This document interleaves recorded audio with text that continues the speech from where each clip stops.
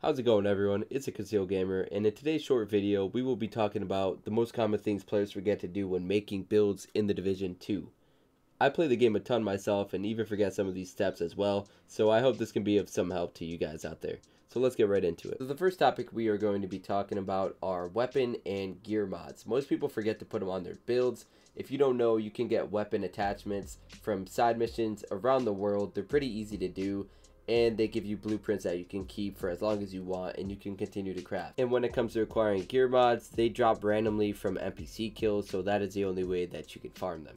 Now, the actual process of equipping the attachments are pretty much self-explanatory. I'm pretty sure everybody knows how to do that. As you can see in this footage, I'm just equipping attachments that I've acquired from completing side missions. The more you keep farming in the division, the more you're going to stack up on gear mods. You can get over 100 in your inventory, and as you can see, I have quite a bit of them, so they will be quite difficult to manage. But when you finish a build, definitely make sure to sort through your gear mods on which individual pieces that you want to equip and put on your gear, so you can get those extra attributes to help towards your final build. Now, the next thing a lot of people don't really realize when it comes to making a build are how important the specializations are, because each and every single specialization has its own specific weapon damage. So what this basically means is, if I want to, let's say, make a build that's oriented around rifles, then it would be better for me to pick the sharpshooter variant,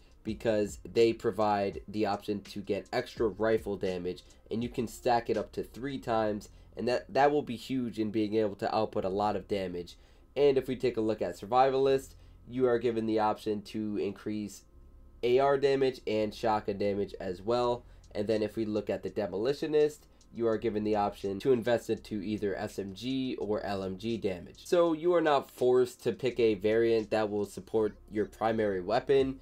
Let's say if you like other talents of a specialization, then go right ahead and use it, but I would highly recommend matching your primary weapon damage with the specialization variant, so you can do a lot more damage and win a lot more gunfights. This step right here is pretty huge for a build, and I notice a lot of people don't realize that you can get that extra damage from selecting specialization, so definitely make sure to take a look into it when creating your own build. So the next thing I'm going to talk about are loadouts. Not only are they used for just making preset builds, but you also have to make sure that you pay attention to the gear score. You have to keep in mind that normalization does play a part in the division. Let's say if you want to play conflict or a Darkzone that isn't occupied, then that means normalization will take place. And normalization just means that when it comes to balancing, all of your gear pieces are maxed out, so everyone has a fair advantage in the PvP aspect of it. So for starters, what I usually do with loadouts is I have one build that's made for my highest gear score, so I put all my best high gear score loot together, and I use that for PvEing activities, so I have my best advantage to taking down high level NPCs.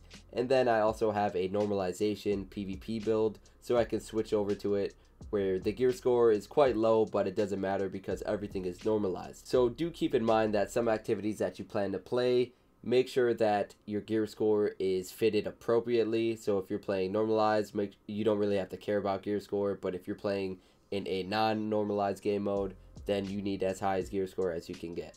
So that basically sums up the video. These were a few of the things I've noticed players forget when creating builds, and they're actually really important in the leveling process and when you further create more high-end and complex builds. So definitely keep these things in mind when creating your own custom build, because they will definitely help you out in the long run. If you did enjoy the content in this video, make sure to give the video a like, and if you're new around here, make sure to subscribe to the channel for more awesome content like this. I will catch you guys on the next one. Peace.